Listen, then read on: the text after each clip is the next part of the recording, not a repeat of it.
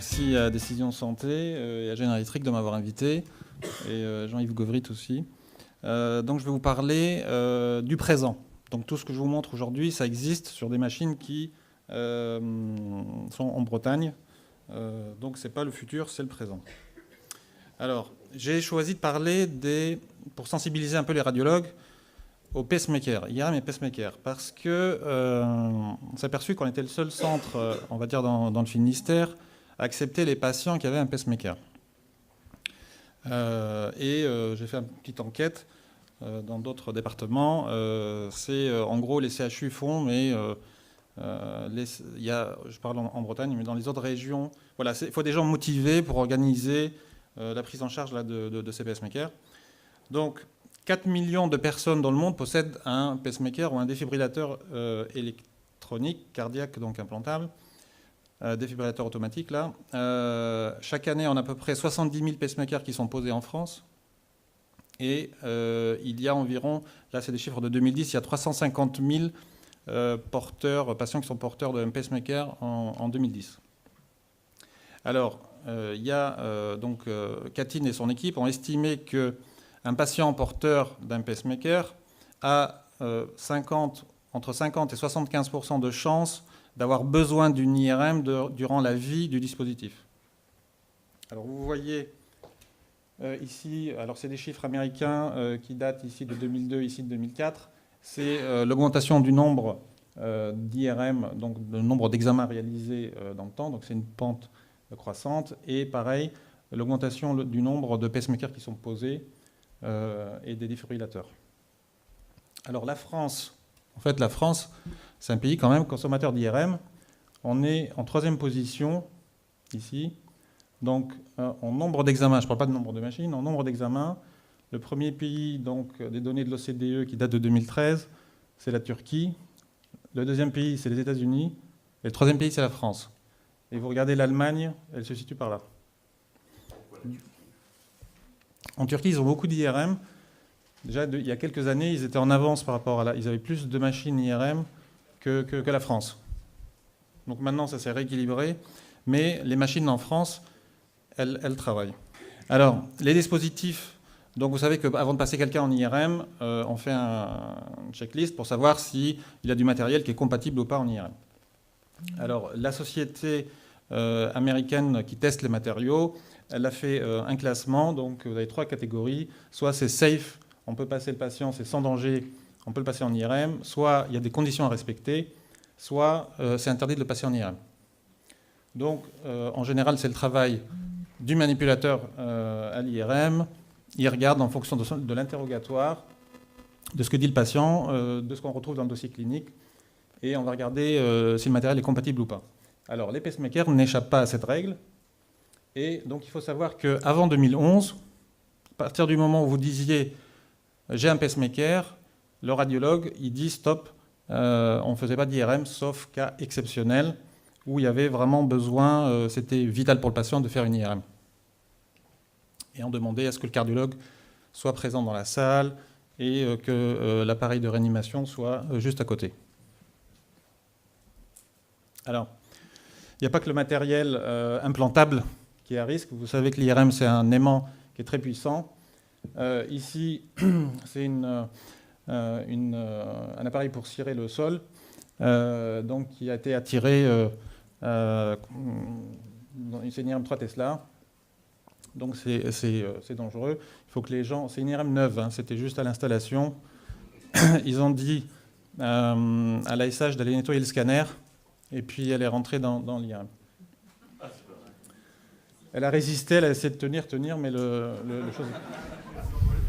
Voilà, donc ça peut être dangereux hein, s'il y avait un patient là où il y a une autre personne à côté. C'était quelle marque ? Voilà. Donc ça c'est aussi donc, pour vous dire que ici c'est une balle donc de Kalachnikov. Donc on a fait une étude et vous voyez que la balle elle est à la verticale. Là, il y a l'angle de déflexion est élevé. Elle est attirée par le champ magnétique. Alors les Allemands, en 2015, la société de radiologie allemande a sorti des recommandations. La Société française de radio, on attend ces recommandations. Et donc, ce qu'ils disent, si le patient a un pacemaker IRM compatible. Il y a toute une procédure avec le cardiologue et avec le radiologue à respecter. Donc chacun son travail.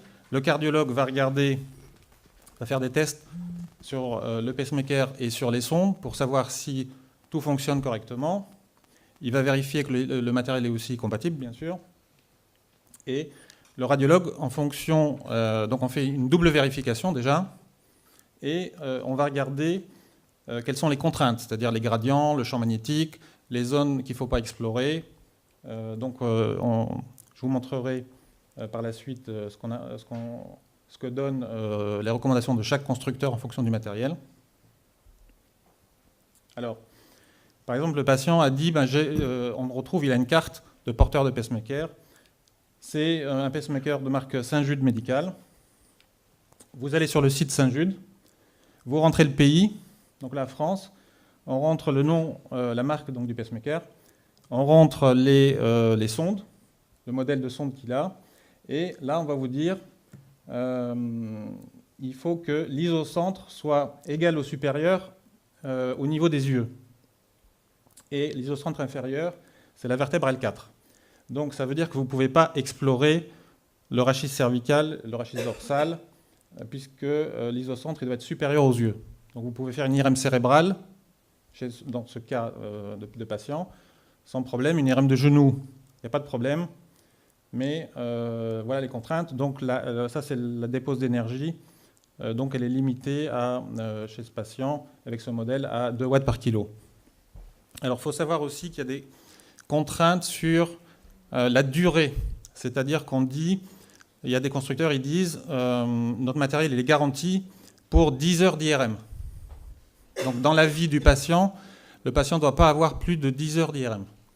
Donc il faut aussi noter cette donnée quand on fait savoir combien de temps le patient est resté dans le champ. Alors une fois que le cardiologue a fait son check, il va mettre le pacemaker en position d'IRM, donc il le met en position compatible pour l'IRM. Donc en fonction du modèle, soit l'appareil va revenir automatiquement, c'est-à-dire qu'au bout de 6 heures, au bout de 4 heures, en fonction du réglage qu'on fait, il se remet en position normale automatiquement, c'est-à-dire que le patient n'a pas besoin de revoir le cardiologue. Soit il y a des modèles qui ne font pas ça, donc le patient doit revoir le cardiologue après et on remet le pacemaker en mode normal. Ce qui est important, donc ce que je dis pour les radiologues, c'est qu'il n'y a pas besoin de la présence du cardiologue en salle. Et juste, les recommandations, c'est une saturation, donc juste un monitoring avec un pulse d'oxymétrie, c'est suffisant. L'ECG n'est pas obligatoire. Vous savez tous que quand vous mettez un ECG à un patient qui est en IRM et que vous lancez votre séquence, votre ECG est complètement perturbé, il n'est pas interprétable. Donc ça, c'est sûr pour des patients qui ont des pacemakers IRM compatibles. C'est simple, il faut juste s'organiser avec le cardiologue le jour de sa consultation.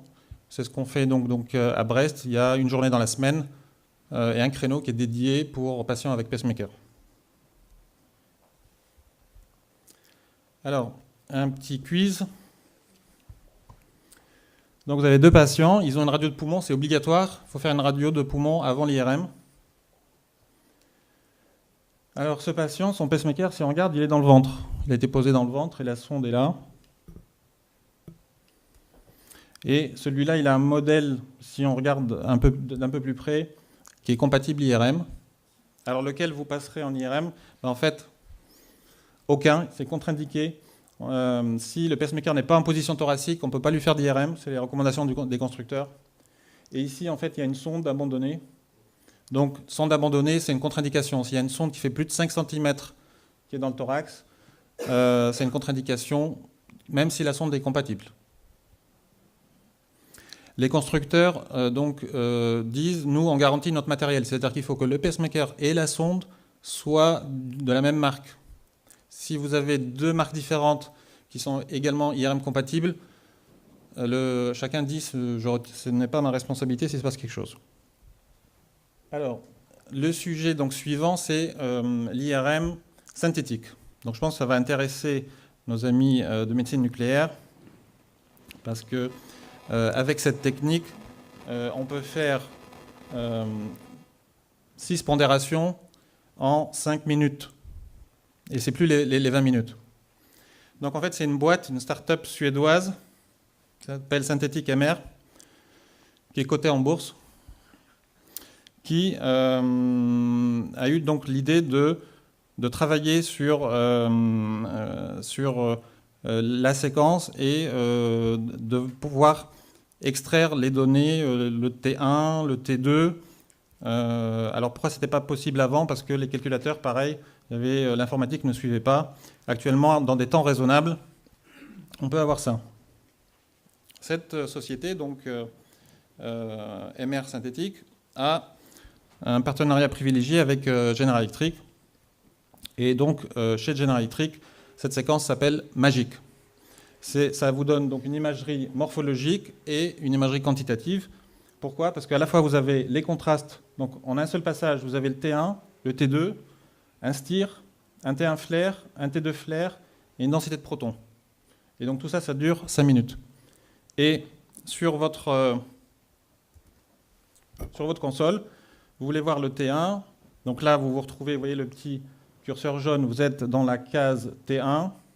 Si vous allez déplacer votre curseur pour avoir un T2, en fait, tout est acquis. Voilà, donc ça, c'est un T2. Après, on va essayer d'avoir un flaire.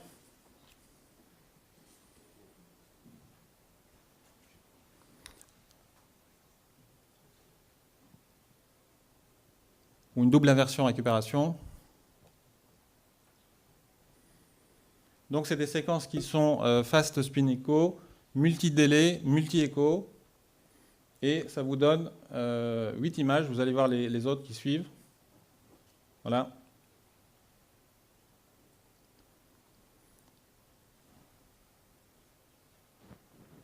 Donc, c'est un gain pour le patient. Il n'y a pas besoin de...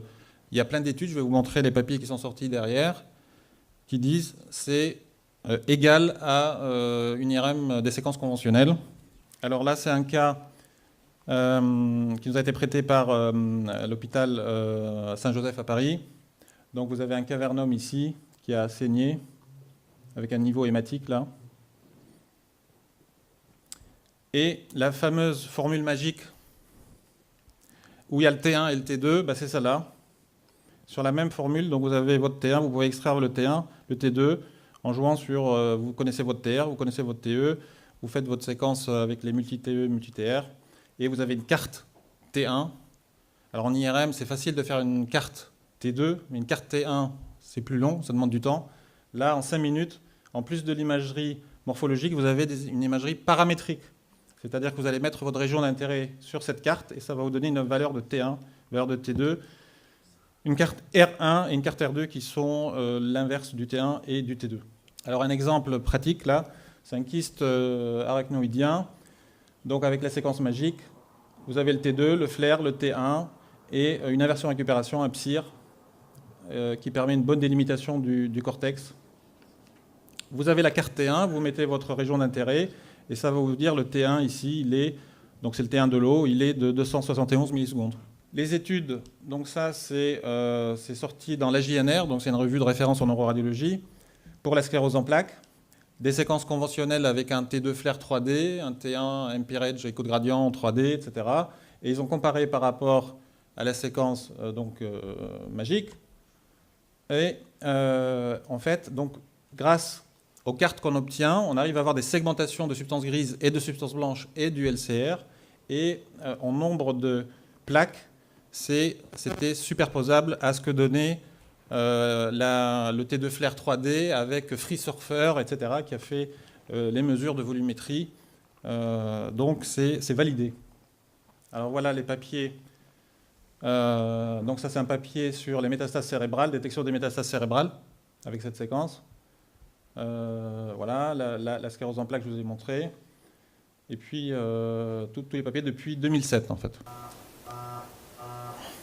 Donc vous reconnaissez là le bruit, tous les radiologues connaissent, c'est le bruit d'une séquence, c'est pas une séquence qui fait beaucoup de bruit, hein, c'est une séquence T1, écho de gradient, T1 bravo. C'est pas la diffusion, une séquence qui est très bruyante. Voilà. Et ça, c'est la séquence silence. Donc, c'est un confort pour le patient. C'est un confort surtout si vous avez des enfants, des patients qui sont âgés, qui sont un peu confus, avec un tunnel, on va dire, par exemple de 70, ils sont plus à l'aise, et puis une séquence qui ne fait pas de bruit.